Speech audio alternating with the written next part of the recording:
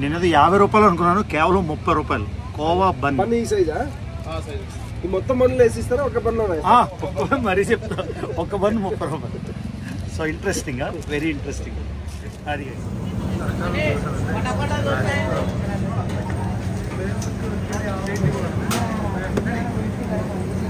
రకాల దోశలు నేనే చూసి ఏంద్రా బాబు ఇది టూ మచ్ అనుకున్నా. సరే బిహారీ కలిసాడు కదా, సరే వెళ్ళి దోశ తిందామని.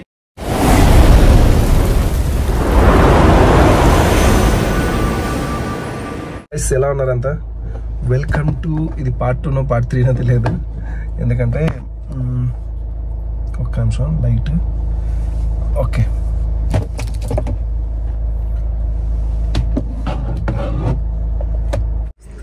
వస్తున్నాడు.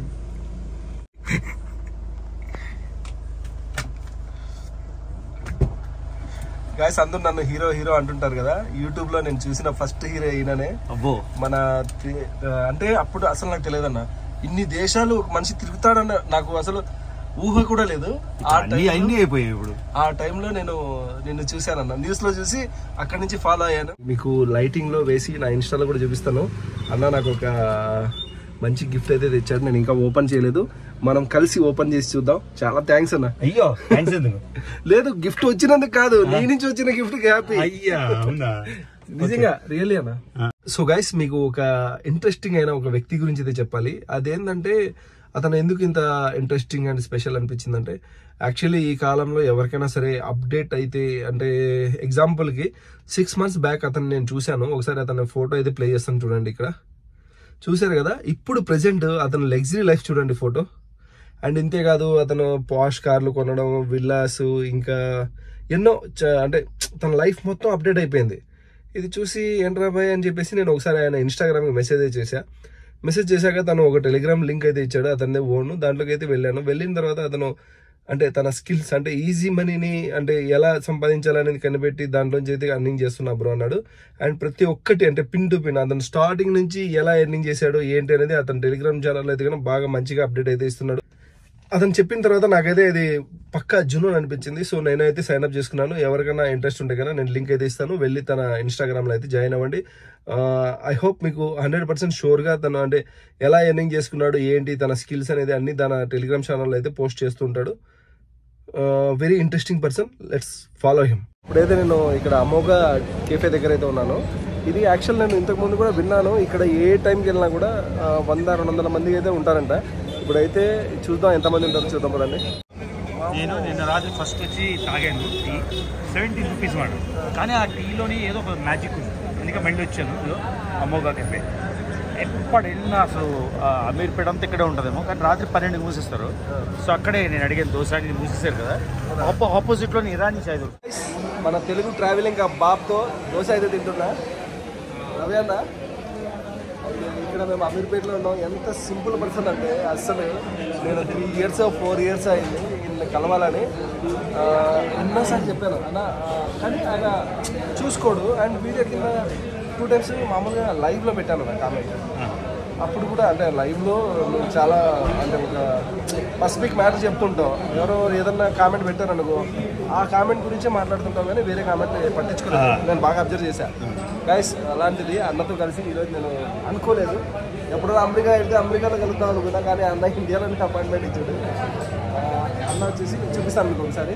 నేనైతే కన్నా రవ్వ దోశ అన్ననే చెప్పాడు ఆర్డర్.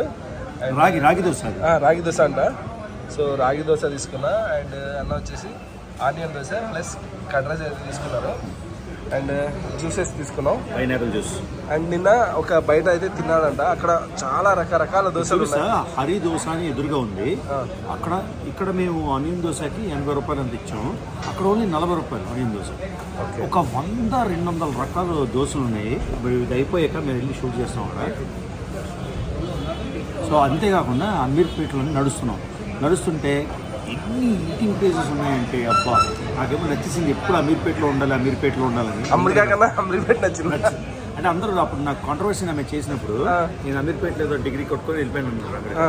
మరి 28 ఏళ్ళు ఎలా ఉన్నాను నాకే అర్థం కాదు. ఓకే. సో మొత్తానికి అమీర్పేట ఏంటి చూద్దామని ఇక్కడ తీసుకున్న హోటల్ కొంచెం వెరైటీగా ఉంటుందని. సో ఆయన మనోడు ఇక్కడికి వచ్చాడు. సో ఇక్కడ నడుస్తూ బయట ఎలా ఉంది అమీర్పేట అమీర్పేటలో తెలుసు, బయట ఆంధ్ర తెలంగాణ మిగతా వాళ్ళకి తెలియాలి కదా. సో ఇదంతా ఒకసారి నడిచి చూపిస్తాం. ఈ అమీర్పేటకి అయితే నేను ఫస్ట్ టైం రావడం, కానీ ఇన్ని వెరైటీస్ ఇంత జనాలు ఉంటారని అనుకోలేదు నేను. అసలు మాదాపూర్ దీని మంతర ఒక పాటే అనుకోండి, అదంతా మొత్తం సైబర్ సిటీ అయితే కదా, ఇదంతా సూపర్ సిటీ. నాకైతే భలే నచ్చింది. అండ్ ఇక్కడ చూపిస్తాను చూడండి హోటల్స్. టైం ఇప్పుడైతే కదా 12 అవుతుంది, 11:30 అయింది, కానీ భలే ఉంది అసలు. ఇక్కడే అది థియేటర్ కూడా ఇక్కడే కదా. అండ్ ఇక్కడ ఈ ఐటమ్స్ చూడండి ఒకసారి.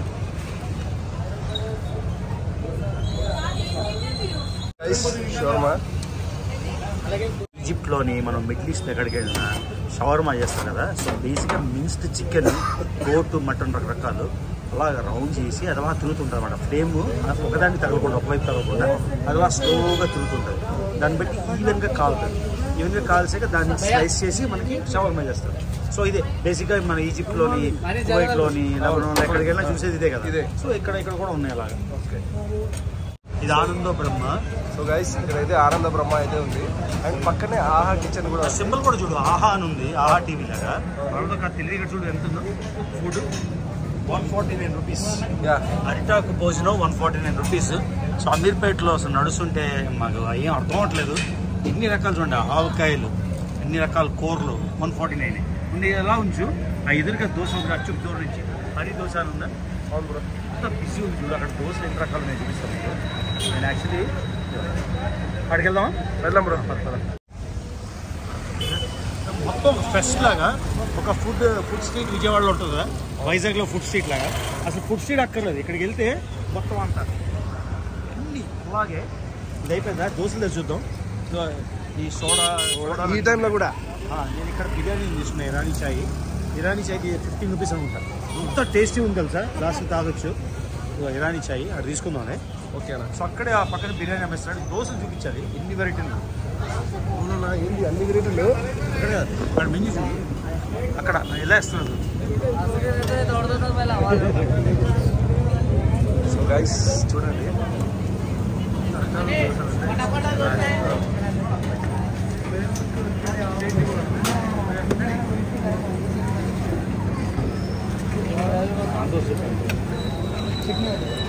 హరి దోశ అన్న ఇది.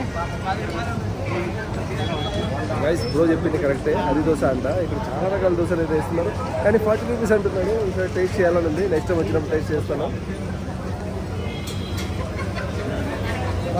ఇన్ని రకాల దోశలు ఉన్నాయి చూడు. ఇక్కడ కార్న్ దోశలు, అందులోని 8 రకాలు. తర్వాత క్రీమ్ దోశలు, తర్వాత కాజు జీడిపప్పు దోశ, నేను వినలేదు ఎప్పుడు.